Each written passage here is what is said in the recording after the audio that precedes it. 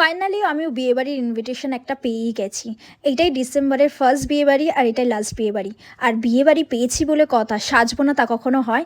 তার জন্য চলে গেছিলাম বড়বাজারে। বড়বাজার থেকে একটা লেহেঙ্গা নিয়ে নিয়েছিলাম ব্ল্যাক কালারের।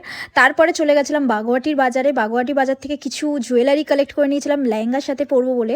তারপরে গেছিলাম, তার পরের দিন গেছিলাম নেল বানাতে। আর নেল বানানোর আমার উদ্দেশ্য ছিল না, আমার একটা ফ্রেন্ড নেল বানাতে গেছিলো, তা ওর সাথে ভাবলাম আমিও বানিয়ে নিই।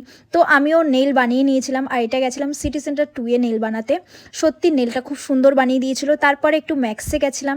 ম্যাক্সে অনেক কিছু উইন্টার কালেকশন এসেছিলো, যেগুলো দেখতে খুব ভালো লাগছিলো। বাট আমি একটা ইয়ারিং নিয়ে নিয়েছিলাম। তারপরে দেখো ফাইনালি আমার নেলটা কেমন হয়েছে আমাকে একটু অবশ্যই কমেন্ট করে জানিও।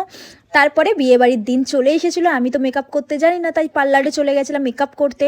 আর সত্যি কথা বলতে খুব সুন্দর ওরা সাজিয়ে দিয়েছিল। তারপরে এই হচ্ছে ফাইনাল লুক। আমার কেমন লাগছে অবশ্যই আমাকে জানিও। এই ব্ল্যাক লেহেঙ্গাটা পরেও কেমন লাগছে আমাকে অবশ্যই কমেন্টে জানাবে। আর এই হচ্ছে খাবার দাবারের আয়োজন করেছিল, প্রচুর প্রচুর সুন্দর ডেকোরেশন করেছিল, খাবার দাবারের প্রচুর আইটেম ছিল। তা বিয়ে বাড়িতে প্রচুর খাওয়া দাওয়া করেছি, প্রচুর এনজয় করেছি। ভালো লাগলে লাইক কমেন্ট শেয়ার, টাটা।